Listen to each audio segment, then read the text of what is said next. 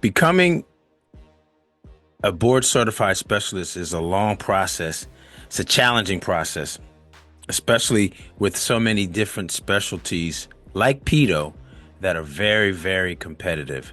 Doc, tell us, what was the hardest thing about this process for you as a candidate? Yeah, that's a great question. I would say that really the two toughest processes throughout the whole entire journey was number one, really that period of when you're waiting for interviews. I would say something that's really challenging because, for me, I personally think there's a direct correlation in when you put in the time for the personal statement, the CVs, there's a direct correlation of, improving those aspects of your application. Same thing with the interviews. When you're practicing and practicing and practicing, it has that direct correlation of doing better in the interviews. But that time period when you're waiting and trying to hear back is something that was really challenging for me, I think. SDN is a great resource and tool, but it can also be like a devil almost because you can look at those other applicants seeing, oh, they got an interview at a program that you applied to and you didn't get that interview. So it was a little bit challenging, I would say, for me. But one thing that I really realized when I look back at the process is just to be, have a really good support system and just know that everything plays out for a reason. For whatever reason, when I was getting my interview invites, they all kind of came in bunches. So my first two came a few days apart from each other, and then silence for like 2.5 weeks.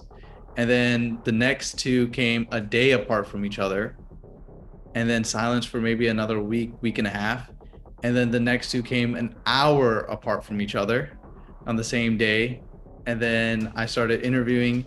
And then the last two came again a day apart from each other. So it's just something that you just got to kind of power through and keep your head up and your spirits up during that time because it's an emotional roller coaster. But I would say that's probably something that was pretty challenging. And then the second challenging thing is honestly like the fatigue from traveling was something that I would also say uh, was something that really kind of burnt me out towards the end of the interview process. Um, just from traveling for a week and a half, and I remember there was one day I had to fly back to Houston just to work for a day, and then fly back out to go to some interviews. So that was something that was a little bit tiring towards the end of that process too. But it's just something that you just have to power through, and it's something that definitely makes you stronger at the end, and something that I'm happy that I went through.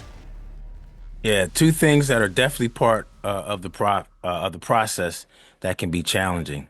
Got it. Got it.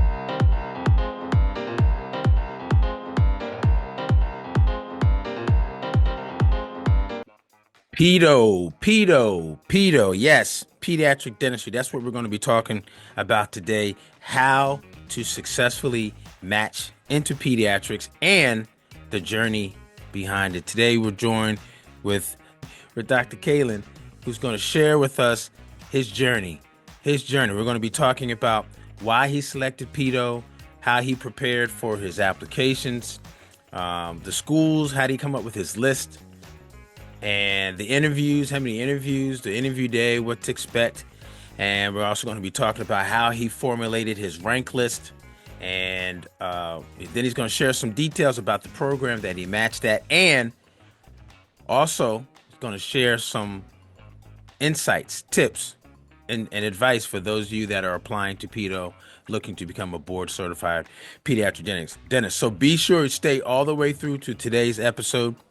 Also, today's episode is being brought to you by Get Into Dental Residency Challenge. Yes, a challenge. Get Into Dental Residency Challenge, which is the ultimate resource to help you jumpstart your application and your candidacy for residency. For more details, check out the link down below and go to getintodentalresidencychallenge.com.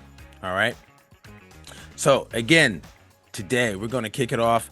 Doc, introduce yourself for some of us who are meeting you for the first time, and just give us some background information.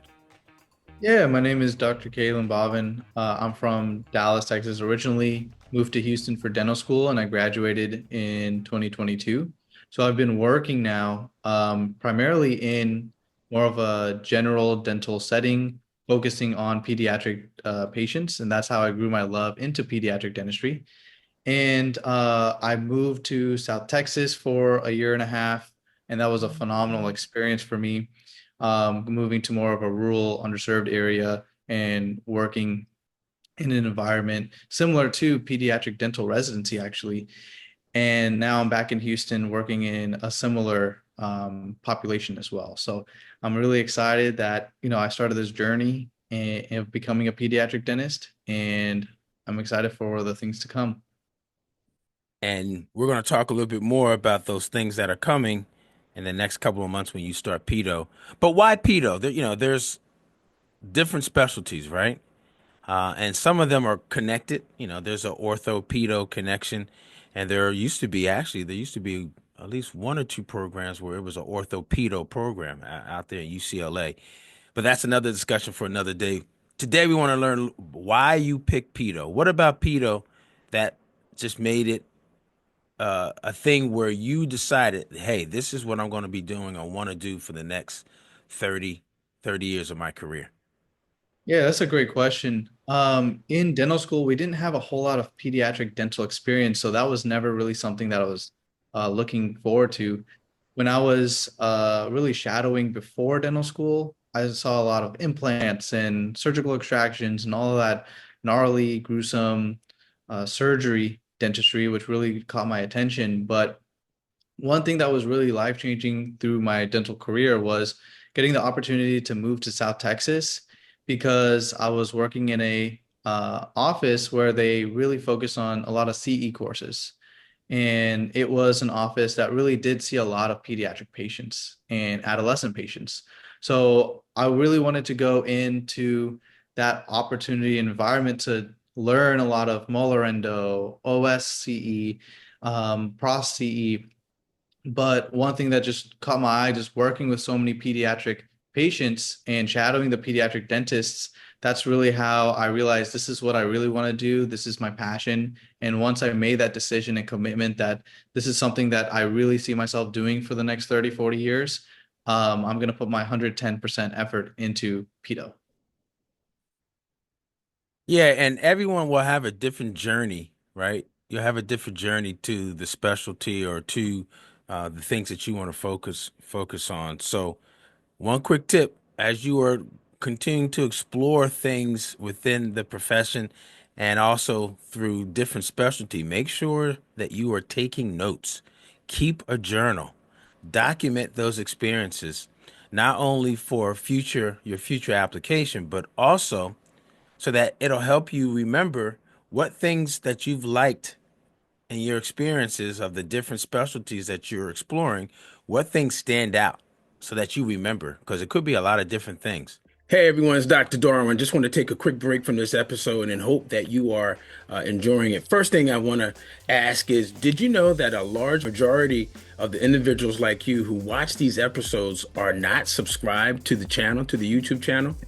Nevertheless, we want to say thank you for watching and continuing to share these videos and episodes with others.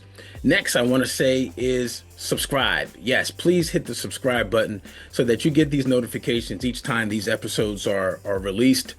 Last is I wanted to connect with those of you who are seeking to become an advanced dentist and specialist. And I invite you to our next event called the Get Into Dental Residency Challenge.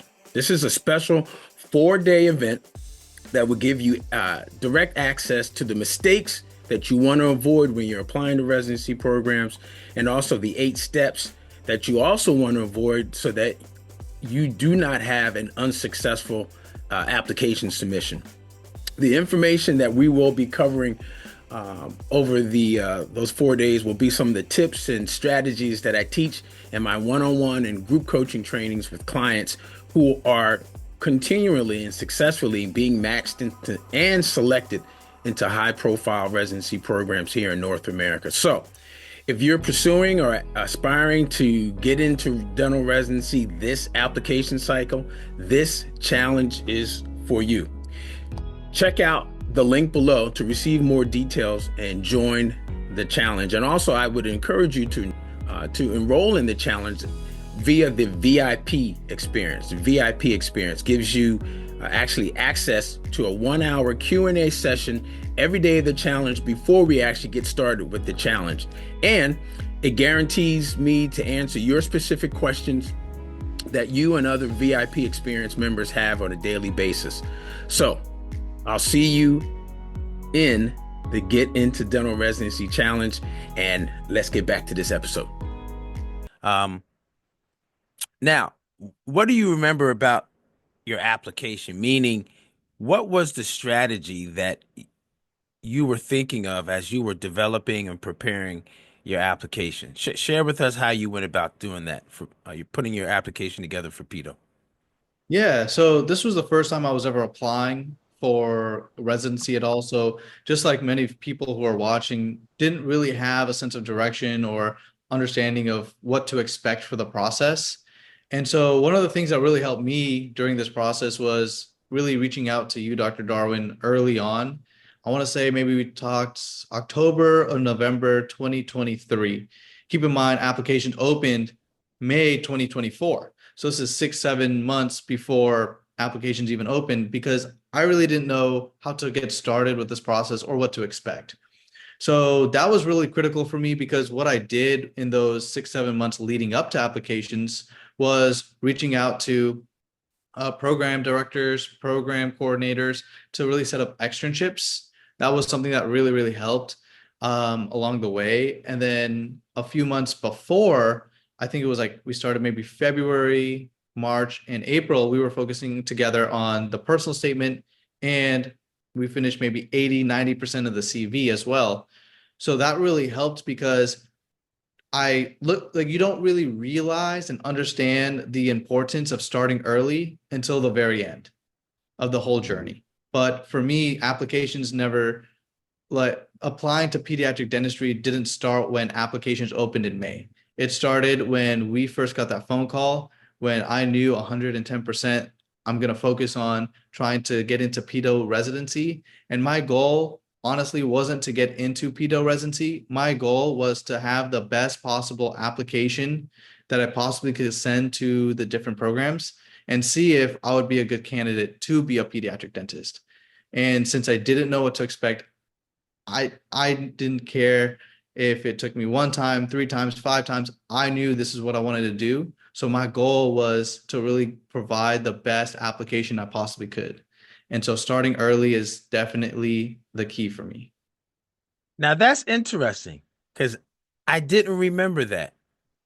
In our discussions prior, 6 months and up to when the Adia Pass application was open in May, I did I forgot that. I forgot that your real goal was,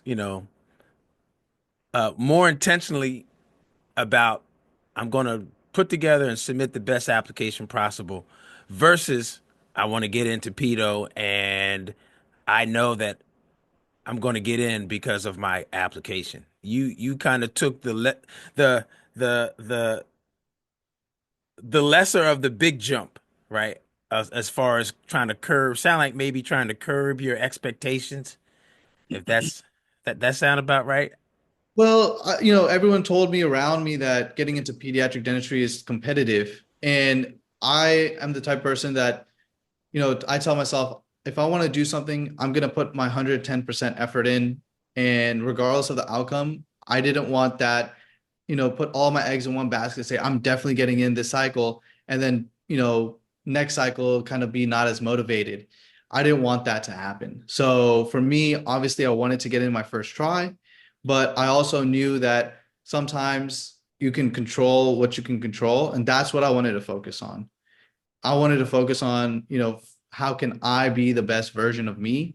And that's not just with applying to pediatric dentistry, but also working as a general dentist too, each and every day, taking time to reflect and seeing how can I be the best version of myself?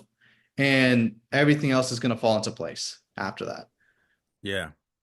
Okay, that makes sense. That makes sense. I just want people to also understand this, which is all of these specialty programs are competitive, just like dental school, right? So That is a bottom line foundational thing that you're going to know about each and every specialty for residency. They are all very competitive. Now that you know that, you don't have to worry about it. You just apply, right? And like you said, applying also means putting forth your best self, right? Your best authentic self for this application cycle, because you can't be thinking about the next application cycle when the one that you're in hasn't even started or you haven't completed that one. So focus on the now, right? Tomorrow comes today, but you focusing on now, which means this application cycle. So thanks for sharing that. I did not recall that from our conversations. I forgot. I guess we were so busy getting everything together with your application. It was we were just focused on that. Now, part of that application is schools, programs, right? And for pedo, institutions include dental schools. They may include hospitals. They also may include community health centers, right? Like FQHCs, federally qualified health centers. Tell us a little bit about your list of schools or programs and what were some of the things that helped you develop your list of programs, things that you were looking for in programs as well. Yeah. And so for me, like I said before, starting early really, really matters because before you can apply to externships, you have to look at which schools do you really want to go to or which programs are you interested in. And so one thing that I did, and I did it not just with myself, but also with my fiance, because she was going to be moving with me wherever we go. I wanted her to also be comfortable in the locations that we're going to as well. The AAPD website has a list of all 90, 100 programs. And I really went through each and every program and I saw, hey, you know what? I think I can see myself here, maybe not here, maybe here. And it really condensed that list from maybe 100 programs to about 50 or 60. And I had everything typed out in my little notepad on my phone. And then I went through the second round of going through all those programs and narrowing that list from maybe 50 to 40. And then I did the third round of narrowing that list from 40 to 30 or 35. And that helped me initially get that list of schools that I wanted to try externing at. One of my goals was to move outside of Texas. I've been in Texas my whole entire life, and I've really wanted to explore different parts of the world, or at least the United States for this residency. And so that was something that I also was looking at too, applying to New York or the East Coast or Southeast Coast. That was something that I really wanted to do as well. So that's how I kind of narrowed down my list. And I sent out maybe 50 or 40 emails to different program directors and residency coordinators to try scheduling externships. Most places did not respond, or I had a few places that says, hey, we only offer in-person externships to dental students, not to practicing dentists. But I did get a good amount of in-person externships. And so I realized, and those externships initially, my initial goal was, oh, I want to show them who I am. I want to show them that I will be a good candidate for that program. But actually, what happened was the opposite. I actually realized what I actually wanted in a residency program because the variance from those programs are so great. You have so many, really, I realized there's 3, 4 different types of PEDO programs. There's university-based programs that really focus a lot on didactic and clinical, but a lot of didactic. We have a hybrid where it's university partnered with like a hospital. And then you have hospital-based programs where they're really focusing heavy on OR, clinical practices and not as much didactic. And then they have some like almost private practice run FQHC partnered practices as well. And they focus more like running like a private practice. And then for the didactic portion, teaching you more of what to prepare for boards. So that's really what helped me realize what different programs offer. And it helped me realize what I want in a program. And that's how I really formulated my list based on that. So I looked at AAPD and then I went to my externships. And then from all of those experiences I got, it helped me make this list of about, I think I ended up at 25 lists of schools that I applied to. Got you. So you basically went from 100 to 50 to 40 to 35, and then to the magic number for you was 25. And keep this in mind, everyone listening and watching. The number of programs is not as important as you doing and exploring the program types so that you understand for yourself which one is going to be the best one for you that you may have some interest in, right? And along with that comes, like you said, Doc, um, the fact that you wanted to be outside of Texas, right? So even though you may have applied to a couple programs in Texas, the majority were probably outside of Texas as well. Let me ask you this: was one of the criteria had anything to do with tuition or a stipend that you would receive as a resident, or even doing a master's related to research or anything like that? Were those any other factors that came into play for your 25?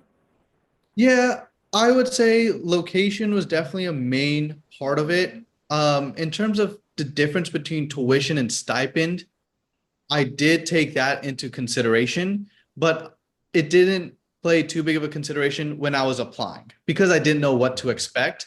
I still Mm-hmm. kept a few of tuition-based programs when I was applying, but when I was ranking, it played a bigger role, but between the differences. Now, I know for me, stipend wasn't too big of a main issue for me because I've been working for a few years, so I have some money saved up. So for me, I really just wanted to have a stipend that was going to pay mainly for like the rent, utilities, car payments, kind of the necessities, basic necessities.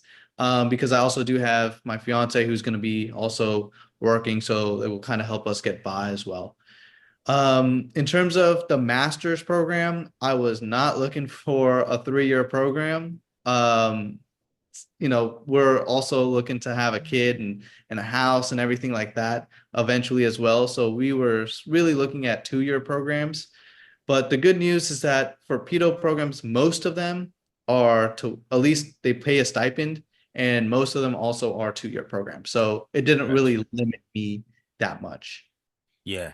And that makes a difference as you all are listening and watching. That makes a difference in how you are cultivating your list of programs, right? Those are some other factors that may come into play as to what you decide that you want or don't want uh, in a program as well. So the next thing is what everybody wants, right? And it should be the first step and getting into and matching in your program, which is the interview. You want to put together your application so that you get to the next step, which is the interview. So let's talk a little bit about that related to number of interviews. If you want to share where you got the interviews at as well, and what the interview day was like for you, or Sure. days, because I know you had multiple interviews. So what the Yeah. days were like. Sure. I did have 8 interview invites. I attended 7 interviews and I ranked 6 programs. And like I said, for me, the toughest part was more leading up to the interviews because that was kind of out of my control. But the day of the interviews was actually pretty relaxing. That's the cool thing about pedo is that, the interviews itself, they kind of really want to get to know who you are because they clearly like who you are on paper. And then and I'm going to go back really quickly to the externships. I highly, highly recommend externships because I did maybe, I don't remember the top of my head, but maybe 6 or 7 in-person externships. And then I did about 2 virtual externships. Some programs will send out an email and being like, hey, we're going to do a virtual externship and whoever wants to join can join. But I also had a few virtual externships with just a program director that I emailed. Or, for example, when you encouraged me to go to AAPD, the very first person that I talked to happened to be a program director that I had no idea. And she was like, "Oh, you're a general dentist. What are you doing here?" And I was telling her my story, how I really want to go to pedo.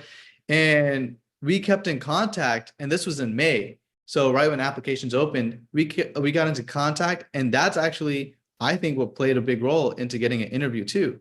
I kept in contact with her. I talked to one of the residents with her as well. So those are something that I really, really encourage is externships. And of those 6 in-person externships, I think I got interviews at 4 of them. So Wow. Wow. and and two Wow. two more were virtual. So a total of maybe 6 of the 8, I had some sort of like externship related to that. So I think externships play a big role. And in transitioning to the interview day, that really matters because you've talked to the residents and you've talked to the faculty. So they already know a little bit about you when you're doing your interviews and your interview days. So it just makes everything so much easier, honestly. So I was very comfortable during those interviews. And so to kind of answer your question, though, a lot of the programs had socials either the day before or after the interview. And then we would just go and just kind of meet some of the residents. If there was some of the faculty there, just kind of, they would ask any of the questions that we had. And then really the interviews kind of varied in styles. I mean, the first few I had were panel styles. So we were in a, you're in a room by yourself with 4 or 5 different faculties, and they're kind of just rapid fire asking you different questions.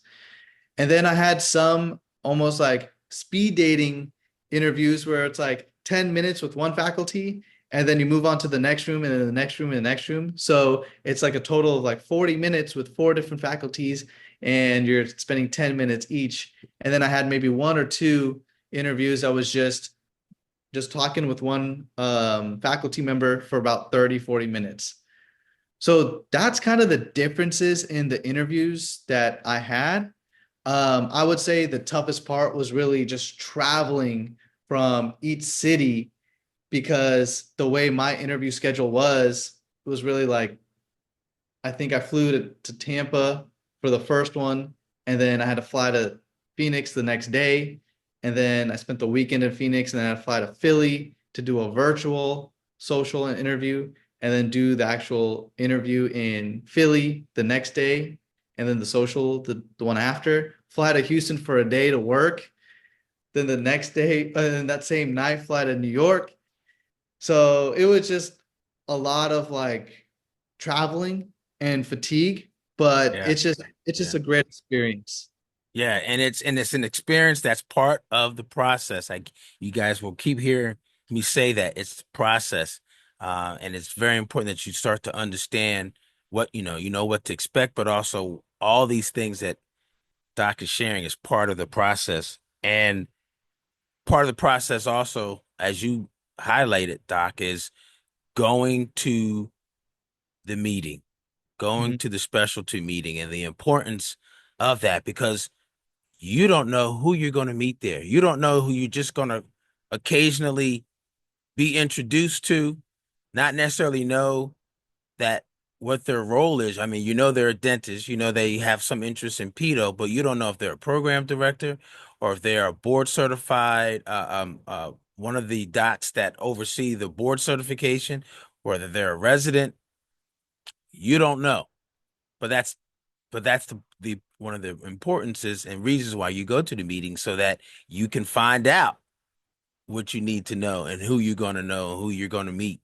So very I'm glad you share that part of the process of going to the meetings and how that sound like it also made you feel more comfortable in Mhm. your discussions and interactions and most importantly your conversations with these individuals at these meetings, your future colleagues, right?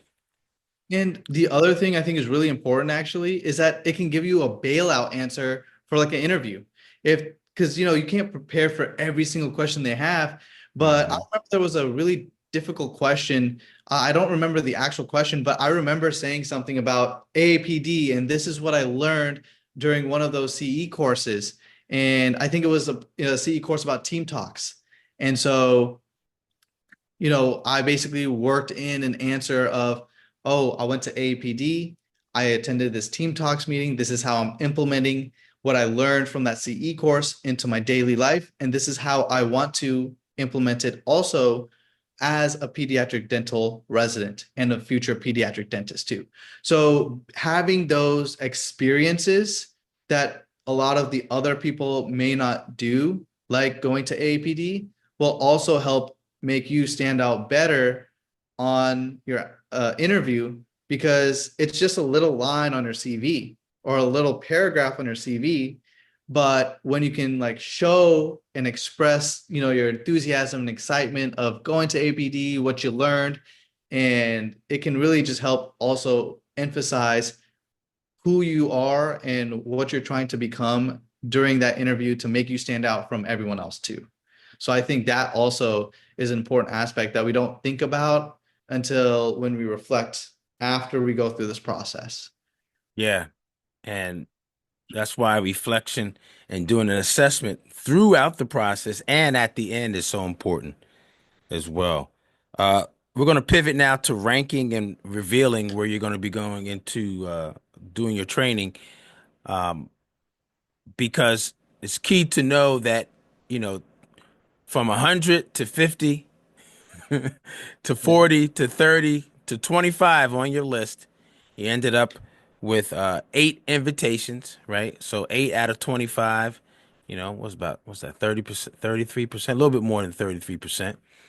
So you got interviews at a third of your programs, and you ended up going to 7 and ranking 6. So you have 6 programs. Now, listen, it's a great accomplishment, but now guess what you've got to do? You've got to do more work. You got to put these programs from 1 to 6, 6 to 1. And here's the thing, those programs' rankings probably changed from the day that you submitted all those applications or supplemental applications to the time that you went on the interviews, right?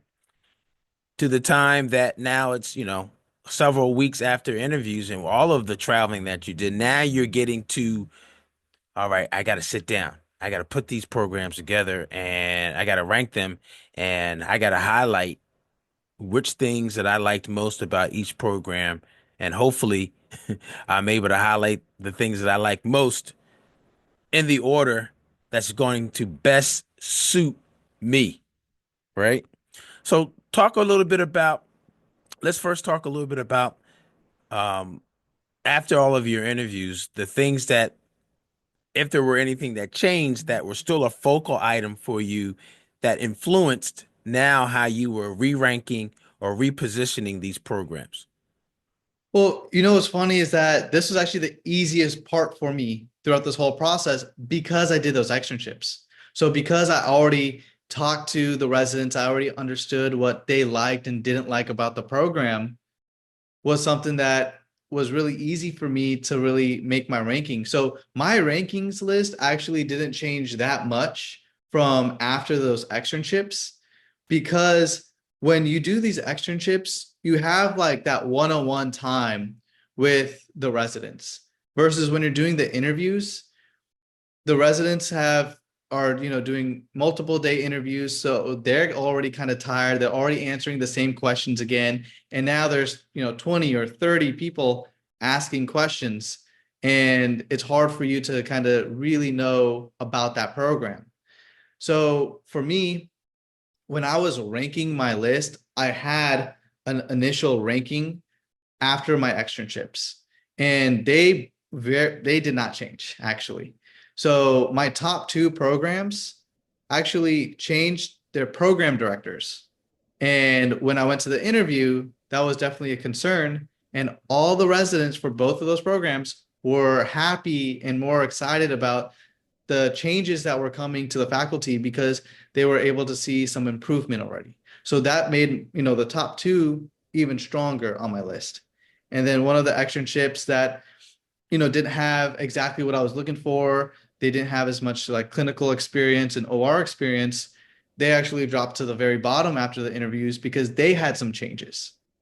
So one thing, I know we'll go a little bit off topic, but I think it's a really good tip and I don't want to forget it for everyone, is when you go to those externships, scheduling those externships is really important. June and July are very busy months for the for the programs because they're trying to graduate the PGY2s and they're trying to get the PGY1 started. So they told me, hey, you can come after July or before June. So I decided, hey, if programs are going to send out interview invites in September and I do my externship in August, it may be too close. They may have already looked at my application after I do my externship. So I did mine in May.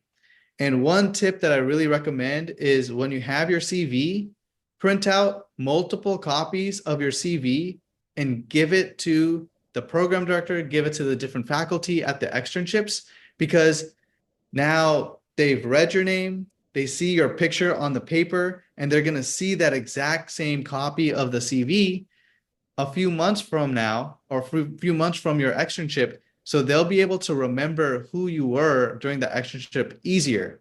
And the reason I bring that up is because for those top two programs, the program director changed, but there was still faculty that was still there that were interviewing me that they still read my application a few months before or my CV a few months before. So that's one tip that I think is very helpful, was very helpful for me. And yeah, really my ranking list was kind of already set after I did the externships, not because like I had like that in my head, but it was just because when I went to those interviews, what I saw from those externships was the same thing that I liked during the interviews. So it almost cemented that place for my rank list. My number one was my number one. My number two was my number two. My number three was my number three. All three of them, I did my externships there. Gotcha. Gotcha. 4 and 5, I didn't do any externships there. So when I did my interviews, that was something that, I had to really ask some other questions that I didn't ask, because I didn't have the opportunity for an externship there. And so that was really how I was able to do my lists Your for, list. yeah. And Well, let's. Oh, go ahead. Go ahead. I was asking, do you want me to share the Well, program? yeah. I wanna get to that because the the way that you rank them again, like you said, we're highlighting the notion of doing the externship and how that helped and how you made your assessment and you realized, you know what, my number one and two are still number one and two. And keep in mind, just because you don't do the externship, even though it will help you, doesn't mean that you still can't rank them on other things that you have evaluated and have discerned from visiting and maybe talking to the residents and talking to other people that have applied to the program. You're still going to have to do an assessment. It just sounds like if you've done an externship there, you have more things to assess for yourself to help make your determination. So, yes, we want to hear where potentially you got in and where you're going to be taking your talents to and see if it's your number one or two or three or whatever rank it was. So let's do the program reveal. Drum roll, please. Where's the drum roll here? Where are you going to be going to to be trained into becoming a board certified pediatric dentist?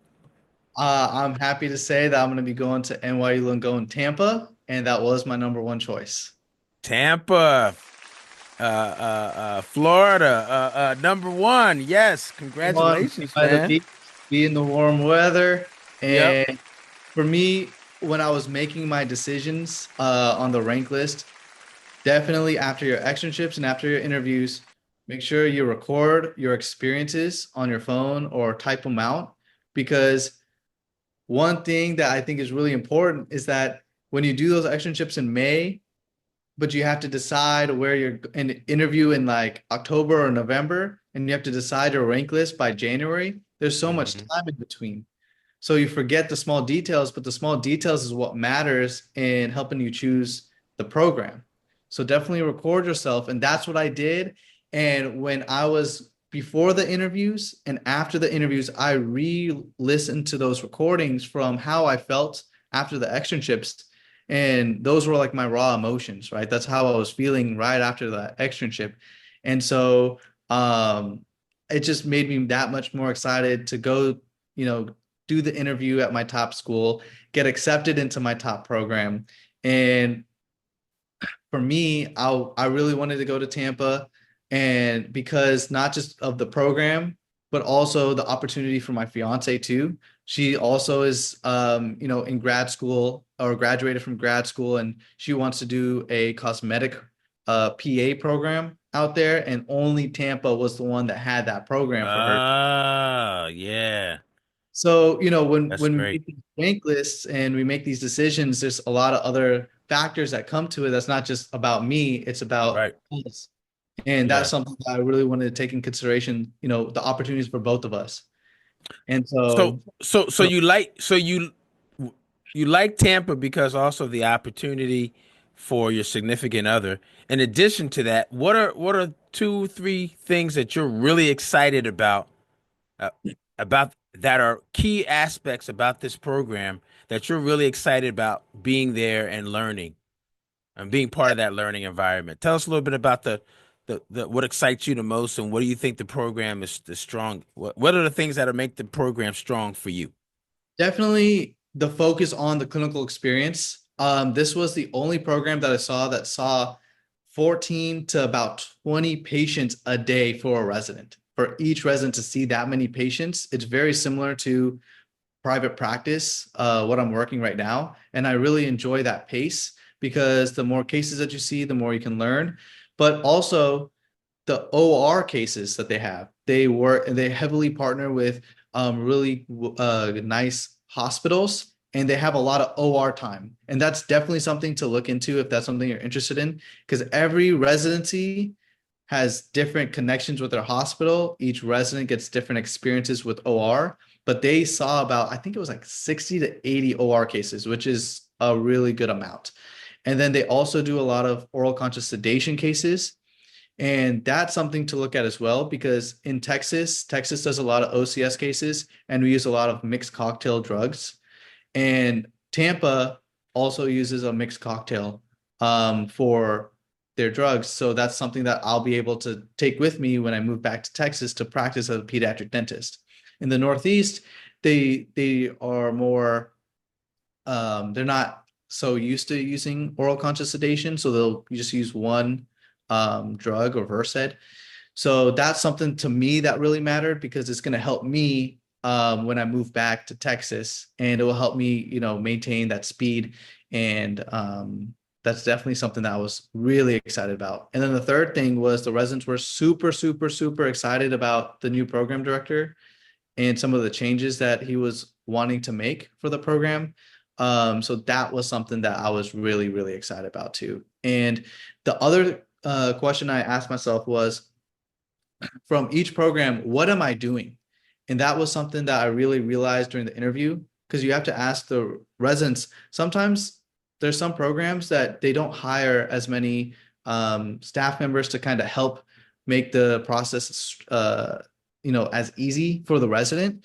Are you going to be able, are you having to schedule your own OR cases? Are you have to doing all the paperwork? Because that takes a lot of time, versus are you doing more of the actual clinical work? So at Tampa, they have like a OR specialist who's doing all the paperwork and getting all the consults and doing all of that stuff behind the scenes. So you're focusing more on the dentistry aspect, and you're not focusing as much on the administration aspect. And so that was something for me that I really wanted to focus on, because I'm trying to see as many cases that we may not see in private practice or see in that I can see in a hospital setting. So that was something that was really, really valuable to me. So I'm not spending as much time on like the paperwork side of things and more on the dental cases side of things. Well, it sounds like a lot to be excited about. And congratulations, Tampa, Florida. Here we come. Yeah, I'm excited. I'm What is excited. that? You might have a new area code. What is that? 813? Something Ooh, like that. There's a I'm couple of not them sure. down there. Oh, you'll find out. You'll see. Yeah, You'll I will. see. I will. Yeah, you'll see. Well, that's great, man. I'm so excited to hear that not only that you matched, but you matched at your number one program, right? Yes, you probably still would have been happy at number two and maybe even number three, but for it to be number one is just something extra special, right? Extra special, little cherry on top, little Absolutely. sprinkles, little jimmies on top, right? Yep. So that's great, man. So here's the part that people really want to hear as well. And you've been sharing some of these already, which is tips and advice. You shared some tips with regards to going to the meeting. You shared some tips about uh, how to use externships to not only boost your application, but also to help you develop your application and how you use it for interviews. If knowing what you know now and the process that you went through by starting early and all the other things that you did to develop your candidacy, knowing what you know and what you did, what are some other tips or just highlight those top 5, 6 tips or more for those individuals that are listening and watching right now that are getting ready to go through this process to become a pediatric dentist? Yeah. We talked about starting early. So I would say starting early, number one, and that starting early means could be a few weeks before, a few months before. But when I look back, doing those externships, that's number two, and having the CV almost completed and giving that to different faculties is definitely something I highly, highly recommend. Number three would be, putting a lot of time in the personal statement and organizing that CV, because when you have your CV completed, it makes the actual application process in May so much easier. So if you get that done in March, April, May, you don't have to stress and worry when everyone else is worrying when the application's open. Because now I'm plugging and placing everything into the website from my CV, that like copying and pasting it. So I'm not as stressed as everyone else because I already did my, put in all the work beforehand. Number four was definitely the interviews. I know I didn't talk about this that much, but I practice a lot for those interviews. And it wasn't just me. I recorded myself, I video recorded myself. The main questions: why pediatric dentistry? What do you bring to this program? Strengths, weaknesses. But I also looked online to see what are the different questions they could ask me. And I know that I'm not going to be able to answer all those questions. But what happened was I basically practiced 15 to 20 questions, and I would have bullet points, maybe 2, 3 max bullet points per question. And it ended up helping me get this, almost like when you have an answer bank for a test. I had an answer bank for my interviews because people can ask different questions and you can use that same answer. For example, what do you bring to this program and what strengths do you have could be the same answer. And so having a good answer bank really helped me when they were throw some random questions at me. For example, the toughest one actually at Tampa was, what's the greatest responsibility that you have right now? And I took a step back and I was like, man, that's a tough question. I don't have a wife, I don't have kids. So I had to really think on the spot, what answer am I going to say? And I used one of my answers from that answer bank into answering that question. So that's definitely another tip that I would recommend. And maybe the last tip I would say is keep in communication with, the people that you meet at the externship. So that's the residents. At the interviews, that's going to be potentially your co-residents. And then I was fortunate enough to not go through this process by myself. In South Texas, I had one coworker who I'm really close with, that was applying to PEDO with me as well. We had interviews together. I had actually 4 of my coworkers applying to PEDO as with me as well, and I went on interviews with 3 of them. And so keep in communication with the people that you meet, because you never know what opportunities lead to, if it's at APD and talking to a program director and then getting an interview invite at that program, or if it's someone that you meet at your interview who could be your co-resident.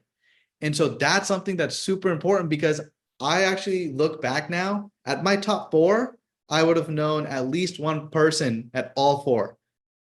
At Tampa, 2 people I met at my interview, and we're in communication right now. At my number two is my friend from South Texas. He got into my number two school, so we would have been co-residents. And my number three was two other people that I met at the interviews that we keep in contact with. And my number four school was two of my coworkers. So keep in contact with everyone because you never know where we all end up.